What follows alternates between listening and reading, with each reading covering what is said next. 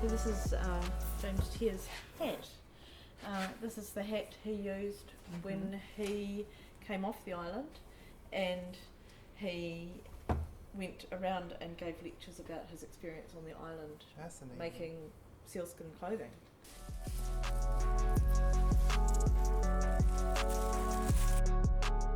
So you can see this is an oval shaped hat, and the front and the back are here. If you turn it over, you can actually see here that there are air flaps, so that would have kept his ears warm in the Auckland Islands. It was very cold there. And you can see the stitching. They've used some sort of leather to stitch it with. Apparently when he was on the Auckland Islands, he developed a way of hardening albatross bones to make the needles to sew it with. So the leather had to be tanned in a way, and we're not quite sure how they tanned it. There's various ways of tanning leather, because otherwise it would just be too hard for them to use. Here it says made by James Teer, 1866. Oh.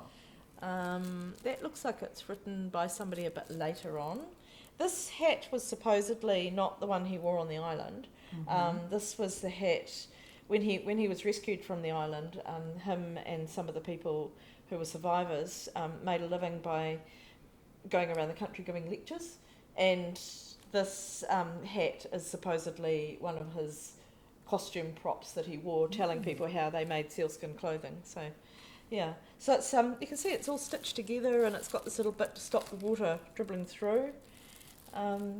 It's very well made. It is. Yeah. Especially for it surviving for as long as it did. Yeah, it's quite old, isn't it?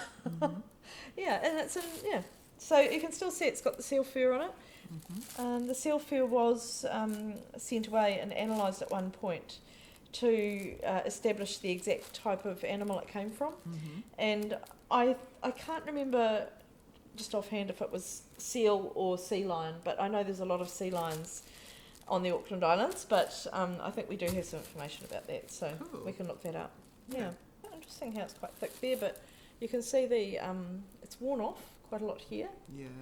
Like that's quite fragile. I wonder why. I don't know. It's either maybe the way it's been packaged, or maybe it wasn't such good skin, or Is there much sign of wear? Yeah, this is where that we can see some wear. This some of the hairs come off the sealskin. But you've got to be very careful working with it, because if it gets too dry it becomes very brittle. So we've got to make sure it stays at the right sort of humidity, and also because it's an animal product, it's got to be quite free of any moulds or bugs or anything, because you can get things living in it. This is made with some sort of a skin. I think that it's possible they made. You can actually see some fur on some of that stitching. So it may have been sealskin that they use, that they cut into very thin strips, and it's possibly skin from a particular part of the animal that might be a bit softer or finer that they've used. There are ways and means of softening leather, but certainly the clothing that they made was a real source of fascination for people. Would have been cool if there were other pieces. Yes, wouldn't it be nice to see the other outfits? And the funny thing is, the woman that survived, you would have thought she would have just made herself trousers like the men wore, because they would be more practical. But what she did is she made a dress. A whole dress. It's like, wow. And I mean, that's really funny, because that's kind of like the protocol of the time, that you have to wear a dress, because that's what women wore. They were survivors too. So it's amazing that a husband and wife survived. Apparently she was the only woman that survived, and because she survived, her and James Teer seemed to be quite a creative team together to work out how they could make this survival clothing. So she must have had some sort of seamstress background, and he was a very practical guy who also had great leadership qualities. So he just moved on in and got things done, really. He did. Yeah, so would have been an interesting person to meet, wouldn't it? He